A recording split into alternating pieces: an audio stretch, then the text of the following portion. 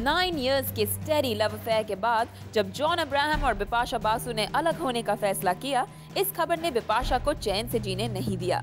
John को तो मिल गया new love of life in Priya रांचल, लेकिन बिपाशा अगर किसी से हंसकर बात भी कर देती तो उन्हें कहा जाता डेस्परेट।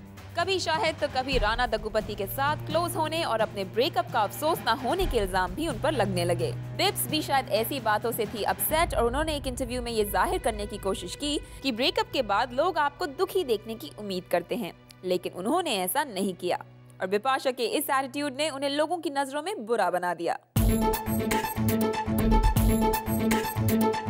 कटरीना कैफ और सलमान खान के रिलेशनशिप को लेकर हमेशा ही लोगों ने किए सवाल, लेकिन जब खबर ये आई कि कटरीना और सलमान का ब्रेकअप हो गया है तो कैट के लिए हो गया ये बड़ा बवाल।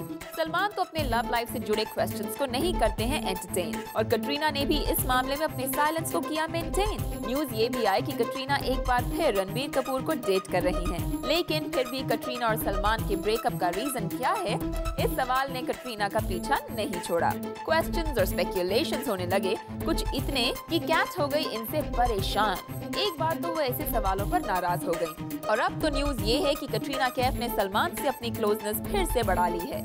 शायद वो खुद पर उठे सवालों से काफी तंग आ गई है।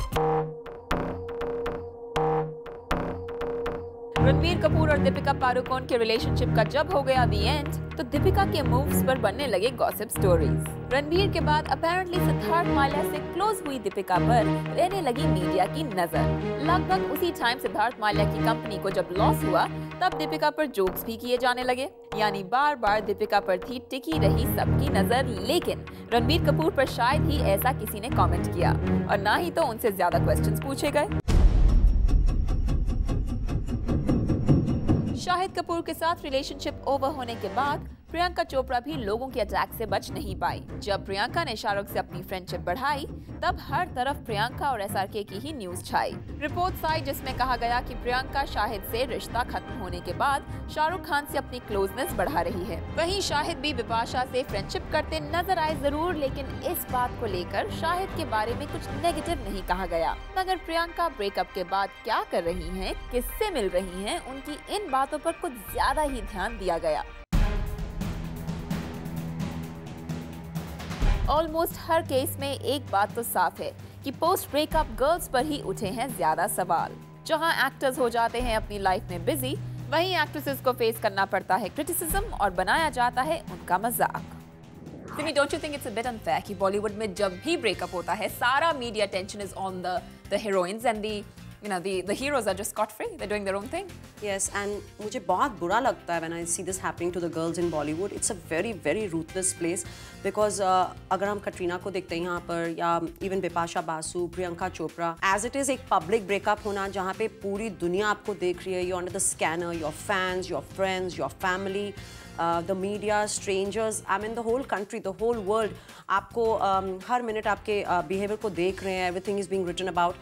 It's anyway very difficult to go through heartbreak, and then public heartbreak is very humiliating sometimes. And मुझे ये बहुत बुरी लगती है बात, like even Bipasha when her breakup happened with John, you know there was like a complete bashing, you know, अगर वो कुछ ट्वीट कर रही हैं तो गलत कर रही हैं, अगर वो कोई फोटो डाल रही हैं अपनी नीज की तो वहाँ पे सब उन्हें अटैक कर रहे हैं, अगर वो राणा के साथ हैं तो वहाँ पे कोई दूसरी गर्लफ्रेंड आ रही है। If she's with Shahid Kapoor, he has decided to just, you know, play around with her. I think Bipasha has been very graceful about it, no doubt. So has John. They have not discussed anything about their relationship really in a big way. But I used to really feel bad for Bipasha, and you know my producers are witness to this. वो जब भी कोई Bipasha के बारे कोई गलत या negative news लाते थे, मैं कहती थी मत लिखो. She's anyway going through a hard time. We don't need to mess around with her even more. तो बेचारे मरों को क्या मारना. It's the same thing with Katrina. उनका क्या स्टेटस था जब वो सलमान खान की गर्लफ्रेंड थी. हर डायरेक्टर, हर प्रोड्यूसर उन्हें इतना रिस्पेक्ट करता था, उनसे डरता था. The moment it came across like she's no longer Salman's girl and she's somewhere with Ranbir and somewhere with Salman, and Salman ने जब उन्हें completely abandon कर दिया था, तो whether it was the media, whether it was the film industry, everybody was looking at her with a very different attitude. And I think Katrina ने कहीं पे ये realize किया होगा because she didn't waste a lot of time in patching up with Salman. उन्होंने कभी अपनी relationship के बारे तो कहा नहीं था. लेकिन अपना ब्रेकअप और अपना पैचअप काफ़ी ओपनली शो किया उन्होंने. तो इसका मतलब यही है कि Katrina realise the power of being with a powerful boyfriend. And as far as Priyanka Chopra is concerned, let's face it, Shahid had as many flings as Priyanka, but why just single her out and keep making fun of her?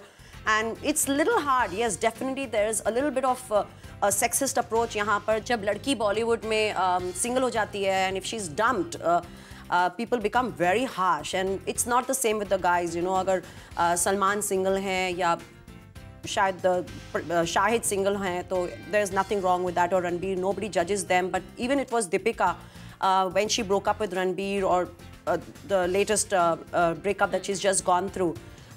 It's completely not her fault, but I'm sure she must have felt extremely vulnerable, extremely gullible, because I don't know why, लेकिन एक attitude change आ ही जाता है. And probably, you know, हम कई बार सोचते हैं that why are people like Anushka Sharma and other girls so secretive about their love lives. I think it pays to be secretive because ये जो लड़कियां हैं जिन्होंने openly अपने relationships दिखाए हैं, they had to pay a very heavy price. If you look at the women who got attacked और जिन्हें target किया गया है, these are the girls who've been very open and honest about their relationship in the press and everywhere, and they're the ones who got attacked. So I think sometimes it helps to be sneaky and a little slimy.